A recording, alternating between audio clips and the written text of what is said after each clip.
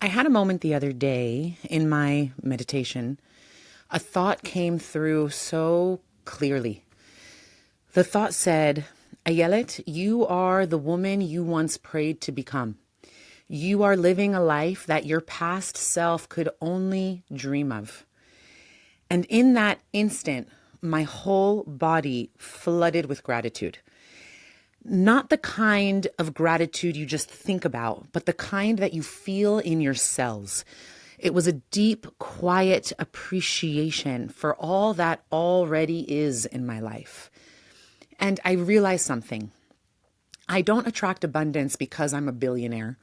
And I don't attract abundance because I have a private jet, which I don't. I attract abundance because I am abundance. And so my life has become a mirror of the inner space that I carry, the way I breathe, the way I receive, the way I love, the way I trust. See, abundance for me is not about what I own. It's about who I've become. I feel abundant because I live in alignment with my soul, because I'm present with my children, or at least I try to be most of the time. And because I get to do work that feels like purpose, because my heart knows gratitude more often than it knows lack. And from that space, life responds, not as something I'm chasing, but as something that's simply reflecting back to me what I already am. I am abundance. And my life is learning to agree with that.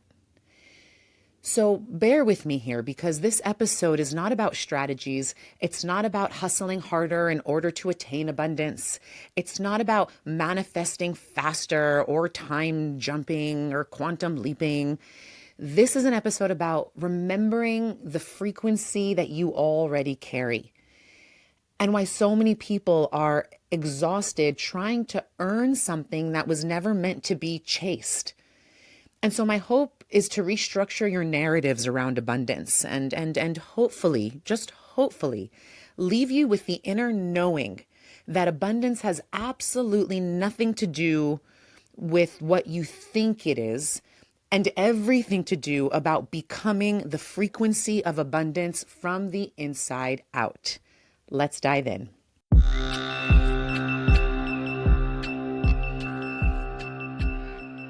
Becoming a co-creator with the creator is your birthright. Together, we'll journey into your deepest authenticity. Because the more you align with who you truly are, the more effortlessly you call in the life that you desire and deserve. And most importantly, the more you step into your soul's highest purpose. Welcome to the Manifestation Method podcast, your number one source for Kabbalistic manifestation. Here we combine the ancient wisdom of Kabbalah, modern psychology, and quantum physics to help you achieve real, tangible manifestation results with my proven Abra method. I'm Ayelet Polonsky, and I'm here to guide you on your journey of manifesting a life that is aligned, expansive, and deeply connected to your highest self through the sacred energetic mechanics of Kabbalistic manifestation. To learn how to use Kabbalistic manifestation to transform your life from the inside out, go to ayeletpolonsky.com or download the Manifestation Method app. Let's open the gates of manifestation together.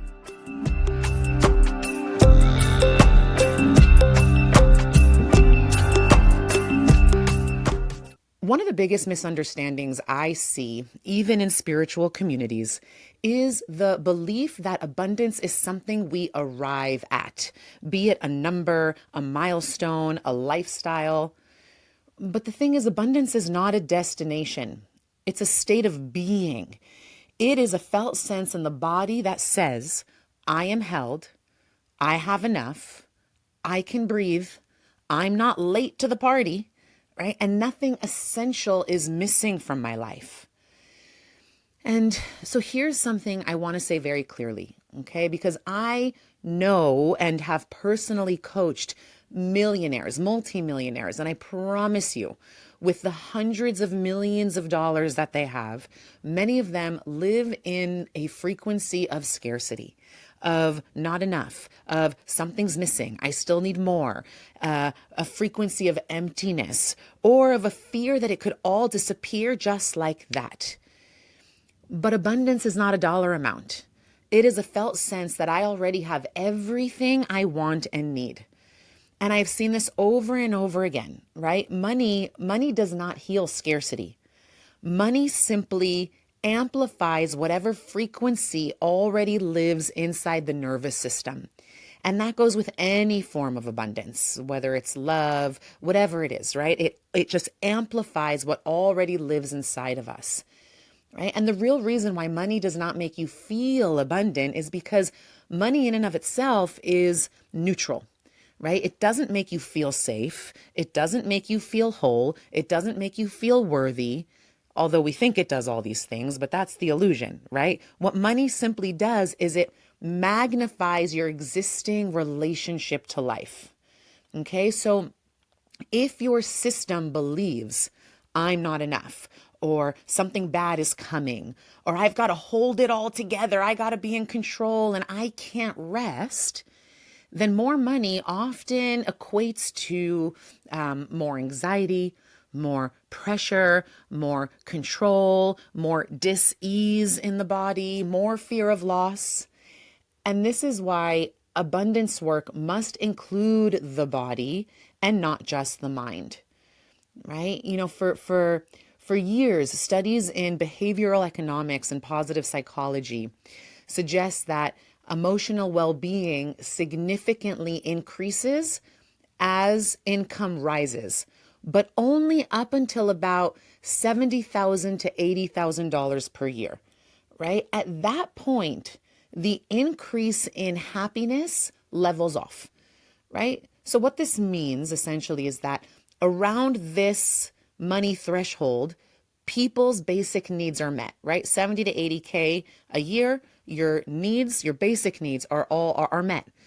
And so they experience more stability, more freedom, and reduced stress, right? Going far above this income level, though, does not create a proportional rise in day-to-day happiness, contrary to popular belief, right? And even newer research updated the number significantly due to inflation and cost of living in different places in the world, right? Placing the figure somewhere between 90 to 110,000 today, right? But the conclusion still stayed the same, right? Once a person reaches a level of income where their core needs are covered, right? The more money adds comfort, not meaning.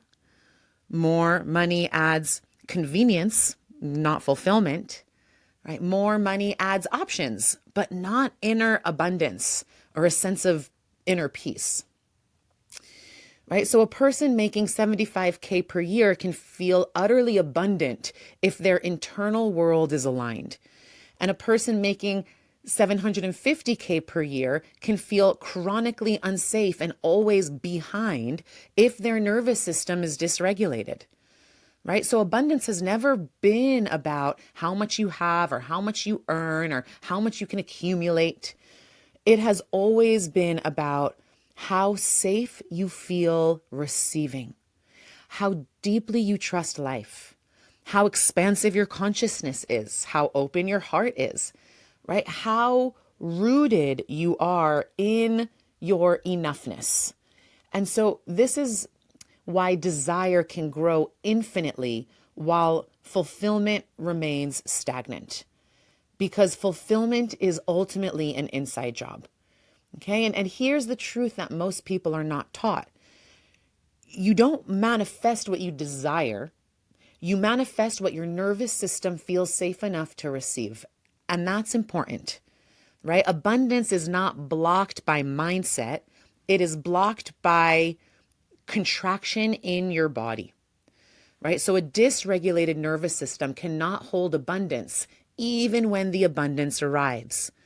So the real work here, in order to become the frequency of abundance, is really about learning how to soften, learning how to receive, learning how to trust, and learning how to stay present without bracing all the time.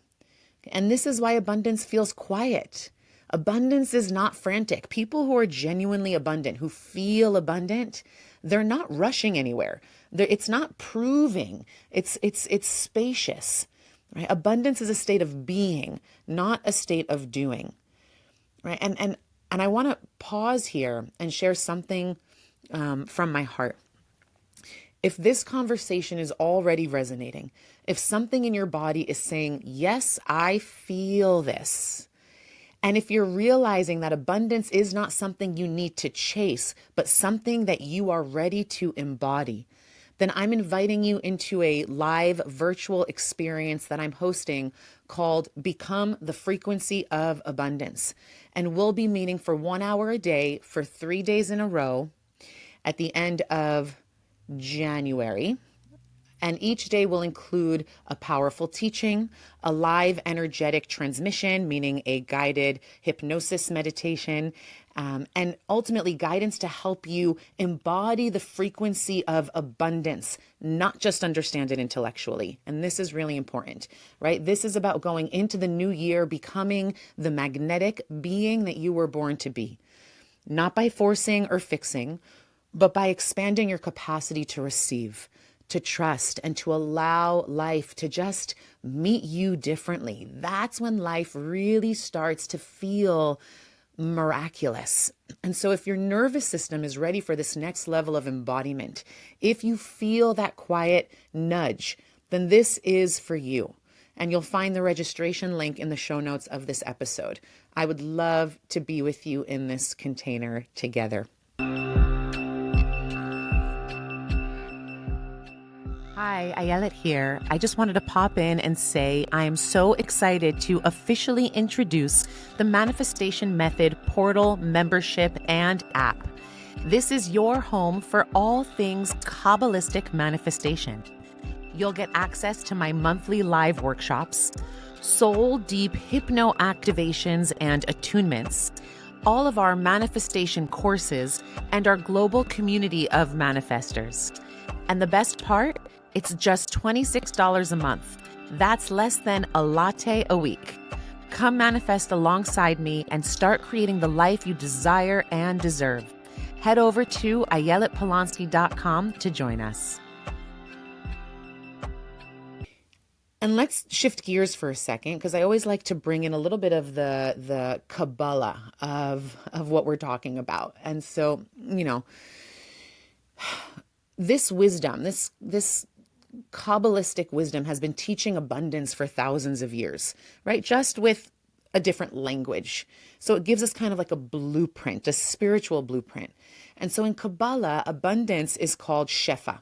That's the Hebrew word for abundance, or divine flow, rather, right? But here's the key. Shefa only flows into what's called a kli, a vessel. And the vessel is not your bank account. The vessel is you. It's your consciousness. It's your emotional capacity.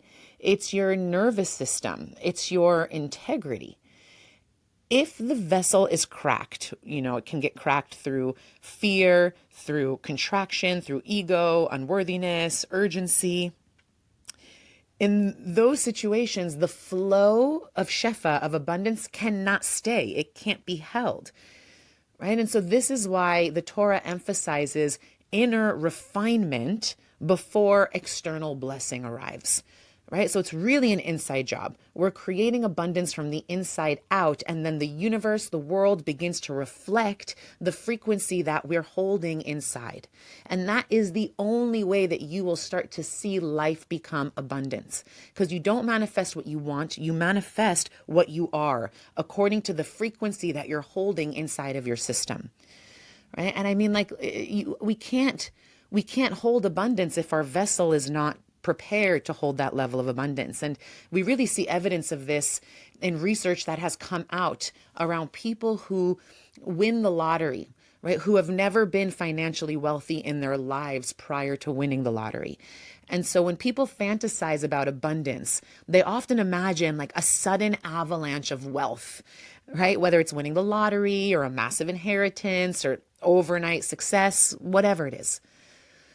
But most people don't realize, or what they don't realize rather, is that winning the lottery is not a blessing for most people's nervous systems, right? Statistically, many lottery winners experience increased anxiety and paranoia, loss of relationships, a collapse in their identity, addiction, financial ruin within a few years. In fact, people who have not built the internal vessel to hold that level of wealth overnight often end up in more debt than they were in before they won the lottery to begin with, right? And all of this is not because money is bad, but because the frequency of the outcome far exceeded the capacity of the vessel to hold that level of abundance. And so in Kabbalistic language, the shefa, or divine flow, arrived faster and stronger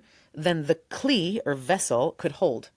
And so the vessel shattered, right? And this is what Kabbalah calls the shattering of the vessels. It's when light comes in without sufficient integration, okay? And so we see that in some cases, abundance can kind of represent fire, or some sort of form of fire, right? Fire can keep us warm, it can illuminate us, it gives us light. But without preparation or responsibility, fire can also burn, okay? And so when money arrives suddenly, then old fears get amplified, unhealed wounds begin to surface, identity fractures, right? The nervous system goes into some sort of like a threat response because it just doesn't know what to do with all of that energy coming into its vessel, right? And so the system begins to ask itself, who am I now? And can I trust this? Will this be taken away? And if the inner foundation, the vessel, is not stable, then the abundance becomes destabilizing instead of supportive, right? And this is why slow abundance can actually be a blessing, right? True abundance it's not about how quickly something arrives. It's about how sustainably it can live inside you, right? So abundance in this case really just grows alongside self-trust, regulation, integrity, emotional capacity, right?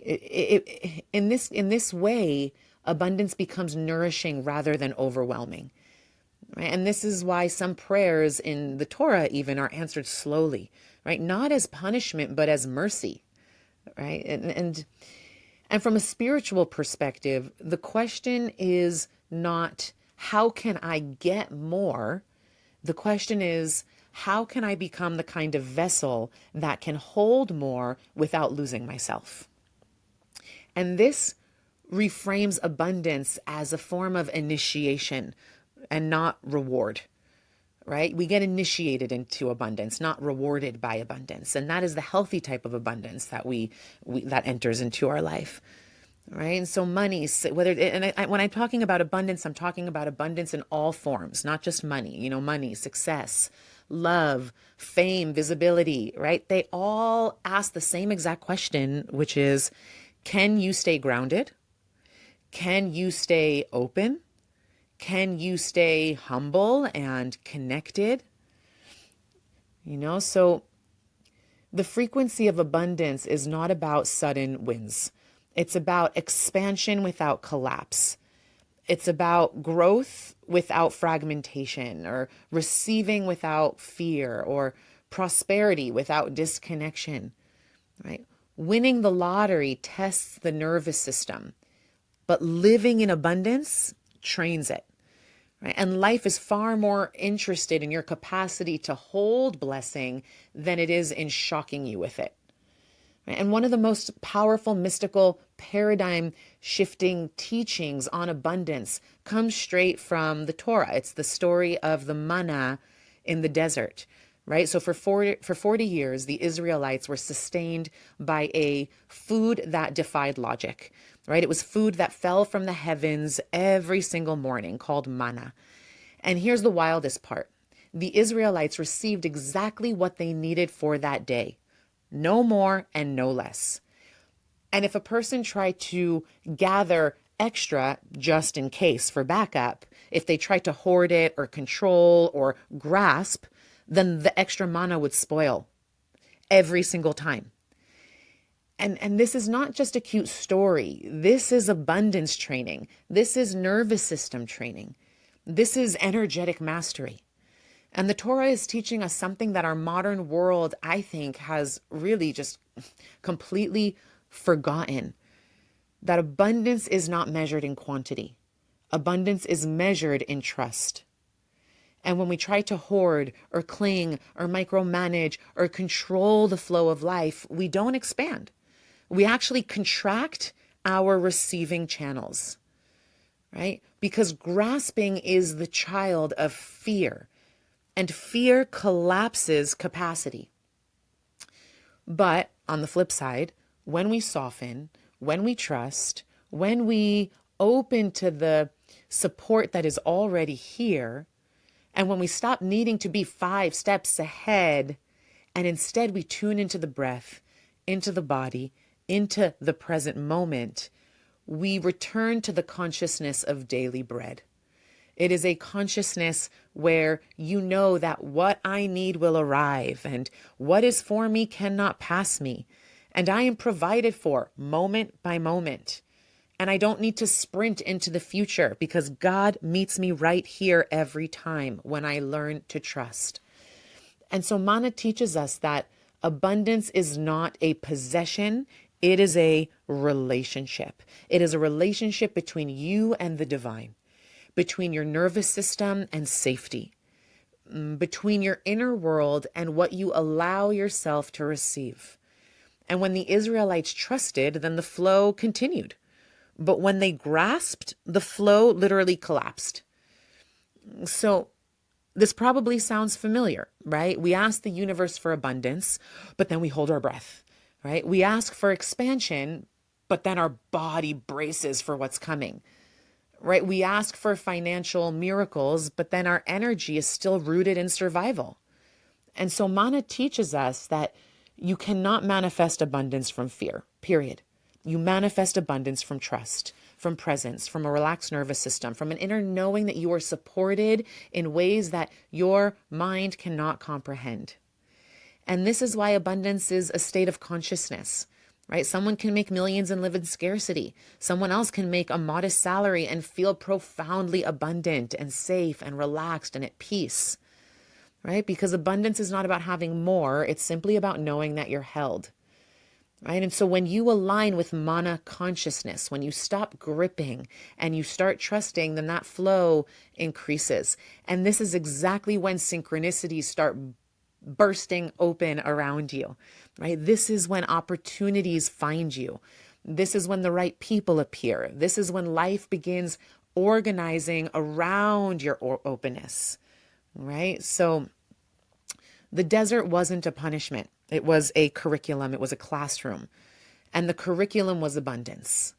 Okay. And that brings me to the topic of like deepening into trust. In Hebrew, it's bitachon, right? Bitachon is not just a mindset, right? Bitachon, trust, is not just a cute affirmation on your mirror. I trust and let go and let source guide me. Like, that's cute. That's sweet. But it's not, I trust, whispered through clenched teeth while your nervous system is in full blown contraction. Bitachon is a frequency. It's an embodied state. Trust is embodied faith. It is a lived state. It's a nervous system reality. It's the place inside you that says, I'm not alone in this. I am supported, and I don't need to force or hustle or manipulate life to be okay. And even when things all around me seem to be falling apart, bitachon is that inner space that says, I still trust, even when things are falling apart, not just when things are okay, right? So bitachon is the knowing, not the hoping, but the knowing that the same intelligence that keeps the planets in orbit is the intelligence guiding your very life too. And when you slip into that place, even if just for a moment, all it takes is a moment, it's a choice, then your whole field around you changes, right? That moment you choose to lean into trust, your breath softens, your chest opens, your mind drops from panic to possibility, right? Your spirit remembers, I am held and divinely guided in every moment.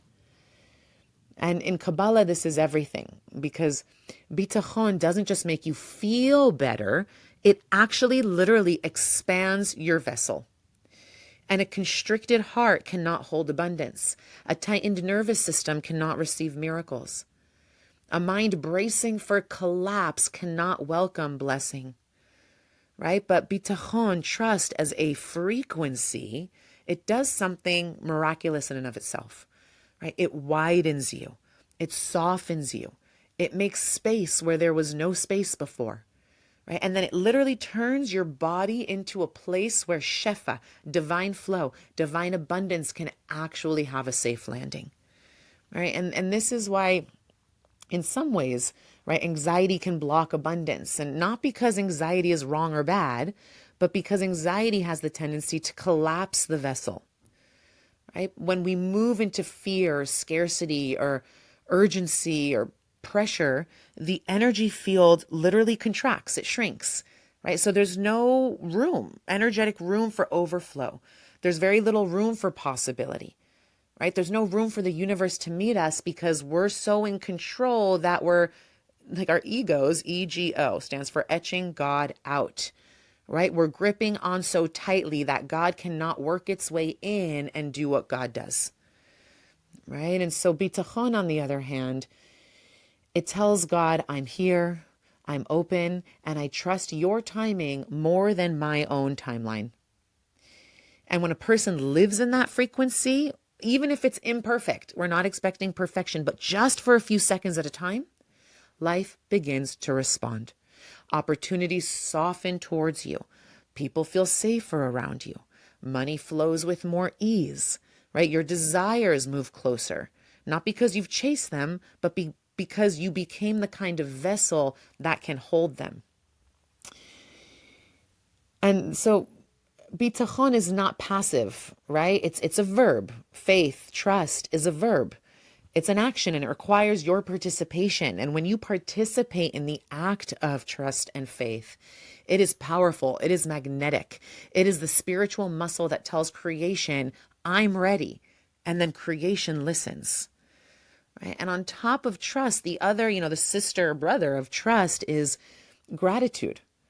Right? And gratitude is not about being polite to the universe. Gratitude signals completion, right? It tells your system nothing is wrong right now, right? And when nothing is wrong, then flow begins because you're acknowledging, I'm grateful for what I already have. And that frequency of appreciation, what you appreciate appreciates, right? And so forced gratitude doesn't work. Your body knows when it's fake, but cellular upgrade, like the moment I described earlier that came to me in my meditation, right, of really acknowledging all the blessing that already is and how I'm living the life that I once prayed for. And it does not mean everything's perfect. And it doesn't mean I don't have a lot of work to do or that I'm not in a perpetual process of doing inner work, because I am, right? But the gratitude that I'm able to tap into right here, right now, actually reorganizes my field. Okay. And here's the paradox that no one really teaches you in school, right? It's the moment you start chasing abundance, you actually signal to the universe that you don't have it. And then the universe mirrors your internal state, not your external hustle, right? Because you manifest according to your being. You don't manifest what you want or according to your hustle. You manifest according to your internal state. Who am I now? What is the feeling state that I'm in? Right? And that need to chase comes from contraction, not creation. Right? It comes from the nervous system, right? People who get burnt out a lot or who need to constantly hustle, right? I mean, I get into these modes. I can speak for myself. Sometimes I find myself in that state, but then I always come back to the drawing board and I do what I need to do to bring ease back into my life, right? Because ultimately that hustle, that chase, it's the nervous system saying, I'm not safe. I'm not supported. I don't have enough. I have to force this. And that energy of lack can only ever create more lack. And so this isn't spiritual bypassing, it's just energetic physics, right? When your system is grasping or hustling from fear, you're sending a very clear message to life. You're saying, I don't trust you. I don't trust the timing. I don't trust myself. And then life responds accordingly, right? But then something beautiful happens when you shift into the internal posture from, I need more in order to be okay, to I am okay and I am open to more, right? Two very different frames. And then when the nervous system softens, when the energy unclenches, you become receptive rather than desperate, right? You become someone who isn't begging the universe, but rather co-creating and partnering with it. And life feels the difference because we are energetic beings. We are magnetic. We are electric. And we are constantly drawing into our field whatever it is that is being mirrored inside of us, right? And not necessarily immediately because, abundance is not Amazon Prime, and it's not magic because magic still requires alignment, right? But we move faithfully and consistently and quietly, right? And then things start to move towards you. Right? You stop chasing and suddenly what you used to chase begins gravitating back, right? Because abundance is not attracted to urgency. It is attracted to spaciousness. Okay. And so it's the frequency, becoming the frequency of abundance is a internal frequency that whispers, I am supported, I am provided for, and I don't need to prove or perform in order to receive. Okay, so this is a lot of information, so hopefully it's landing, and let's just kind of let it land even deeper. I just invite you, we'll take like 1 minute to just like lock this in somatically for a second, just to notice where we're at in our bodies around this topic. And so I invite you to place one hand on your chest and perhaps one hand on your belly. And take 3 slow, deep breaths in through the nose and out through the mouth and in through the nose and out through the mouth. And one more time in through the nose and out through the mouth. And I invite you to ask yourself honestly, where am I gripping? Where am I rushing? Where am I afraid to trust? And I'm not asking you to fix anything right now. I'm just asking for the truth of what's living inside of you to come to the surface so that it can move from your blind spot or your unconscious to the level of your awareness, right? Because we don't manifest what we think we want. We manifest according to our unconscious desires. And so if your unconscious desire is to control or to grip or to rush things or to hustle, right? It's important to just notice what's there, what's alive in your system. Because again, we said this is not just mindset work. It's body, it's nervous system. And so this noticing is the beginning of a journey for you to get honest and see, where am I holding on where I'm being asked to let go? Or at least to bring more ease and grace. So to sum it all up, right? Abundance is not outside of you, and it has never been outside of you. It is in you, and it has always been in you. It is the natural state of a system, of a body, of a heart, of a nervous system that finally feels safe enough to receive life. And when your inner world softens, abundance expands.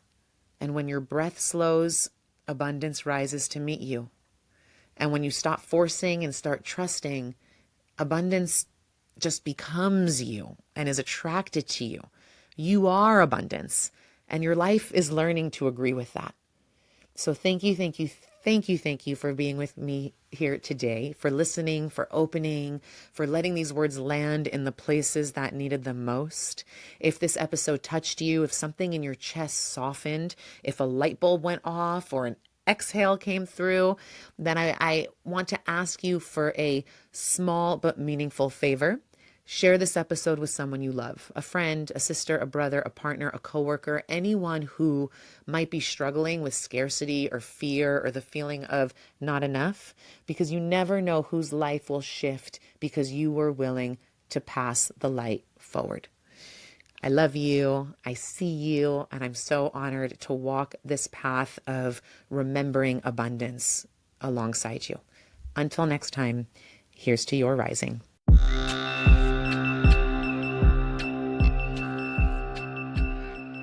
If you enjoyed this episode, let's keep the conversation going inside the Manifestation Method Portal app, your #1 destination for Kabbalistic manifestation.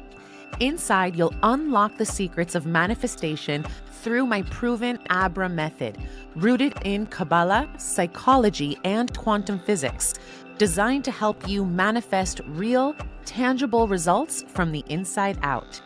Join our global community of manifestors, explore our signature courses, monthly live manifestation workshops with me, Ayelet, and access our transformational hypno activations and attunements to rewire limiting beliefs and align with your soul's purpose. The app is available now on the Apple App Store and Google Play.